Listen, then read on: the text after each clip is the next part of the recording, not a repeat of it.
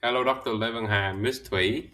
In this video, Group 12 will analyze Uruguay's history to understand its growth story as well as the macroeconomic implications. Here is the list of questions that will guide us through the analysis, grouped by topics. To perform the analysis, we have used various data sources ranging from the Maddison Project Database to the national accounts from the Central Bank of Uruguay. Now, let us proceed to the first question. To answer question one, the history of Uruguay's modern economic growth began around 1870 when growth was too slow. Between 1870 and 1945, growth remained volatile because of the Bering crisis, followed by the Great Depression and the ongoing wars at the time. Uruguay's economic takeoff began explosively post-World War II thanks to structural reforms and expanding commodity exports, creating consistent long-term growth that we still see today. For question two, we have identified Uruguay's long-run growth to be shaped by four major business cycles. Economic expansion in Uruguay was repeatedly interrupted by external shocks, such as the 1982 banking crisis, the 2002 financial crisis linked to Argentina and Brazil, and the COVID 19 recession in 2020. Between these crises, Uruguay benefited from trade integration, commodity export, and foreign investment. Since 2022, growth has become more stable due to reforms and infrastructure investment. Overall, Uruguay has consistently recovered from crises but remained vulnerable to regional economic conditions. And in question three, when we compare Uruguay to a few other countries, it is best classified as a normal grower. Between 1990 and 2024, its GDP per capita increased steadily, outperforming the United States but falling well behind countries like South Korea as well as Vietnam, which achieved rapid industrialization and technological progress. At the same time, Uruguay avoided the economic collapse experienced by countries such as Zimbabwe. Its stable but moderate performance reflects balanced growth, although regional shocks have limited stronger long term progress. For question 4, the evidence supports conditional convergence, but the process has been slow and volatile. As shown in the graph, Uruguay's income relative to the United States increased from 31.7% in 1990 to 42.4% in 2024, despite setbacks during the 2000 and 2003 banking crisis. The ratio reached a peak of 46% during the commodity boom before declining slightly in recent years. This suggests Uruguay has narrowed the income gap with the US, but it has not fully yet caught up. According to the Solow model, this reflects conditional rather than absolute convergence, as moderate productivity growth and continued dependence on commodity exports has limited Uruguay's ability to converge more rapidly toward the technological frontier. Now let's moving on to question 5. The graph shows a significant disparity between capital per worker and GDP per worker over the 74-year period. Between 1950 and 2023, capital per worker increased by 11.6 times, while GDP per worker increased by only 2.7 times. Moreover, the capital output ratio is not perfectly flat. It moved from an early development phase near 1.0 to a bounded cyclical range between 3.8 and 5.2. This indicates that physical capital accumulation was vital during Uruguay transitional development. However, consistent with the Solow Growth Model, capital accumulation alone cannot explain long-run economic growth. Long-run growth ultimately depends on improvement in labor augmenting productivity. Now, let's jump to question 6. The historical evidence provides split validation of Kaldor's stylized facts. On the production side, Uruguay performs quite well. Despite several business cycle contraction, both GDP per worker and capital per worker maintain a clear long-run upward trend. Although the capital output ratio fluctuated during crisis, it returned to a stable long-run level, supporting Kaldor's prediction. However, the distribution-related facts are only partially validated.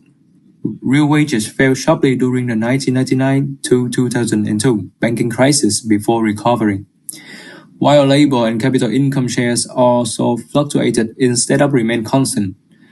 Overall, major macroeconomic shocks caused shock-run departures from Kaldor's stylized facts, but the long-run production relationship remained broadly intact.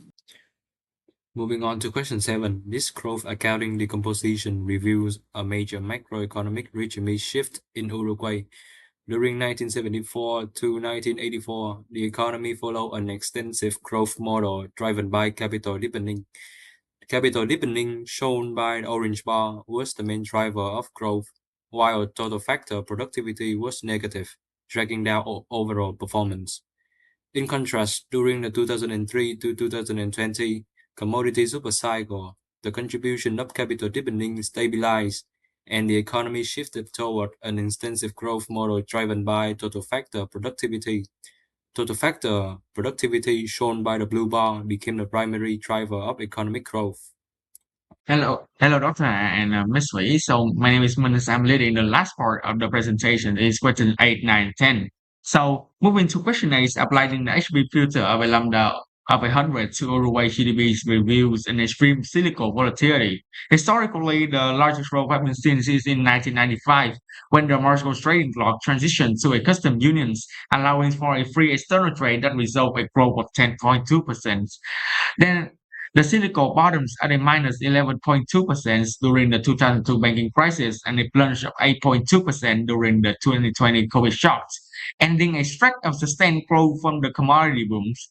This underscored the Uruguay vulnerabilities as a small open economy is highly sensitive to the terms of trade swing and regional contagions.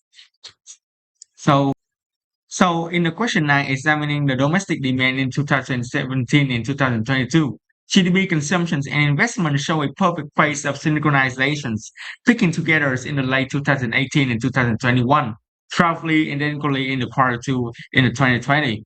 The volatility ranking confirms other standard economic theories. Investment is exceptionally volatile, range from a minus zero point 0.2 to a plus of 0.76, as firm radically alter the capital plans and average uncertainties.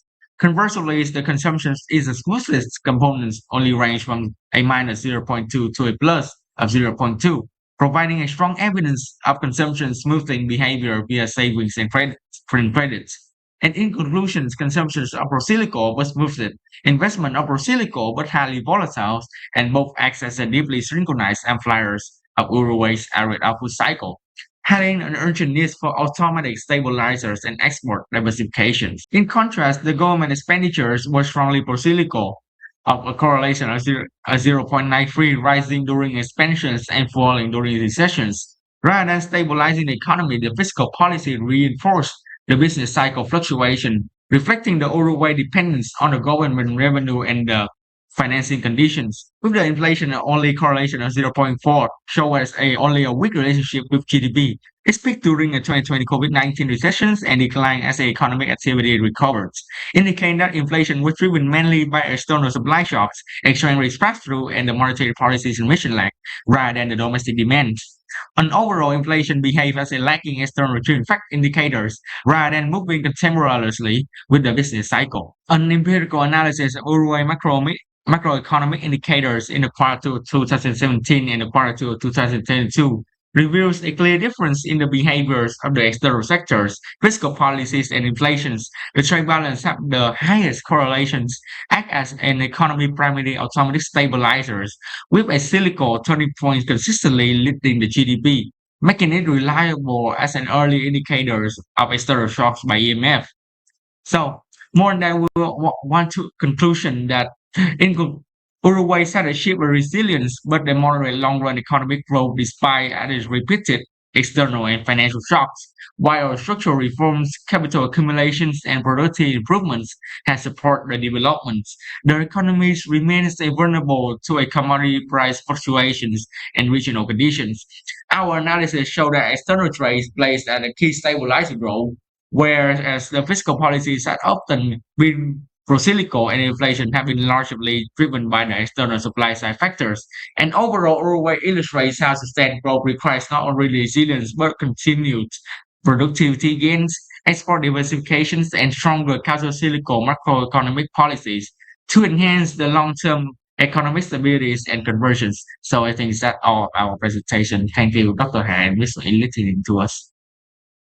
And this is our reference for our data and our paper.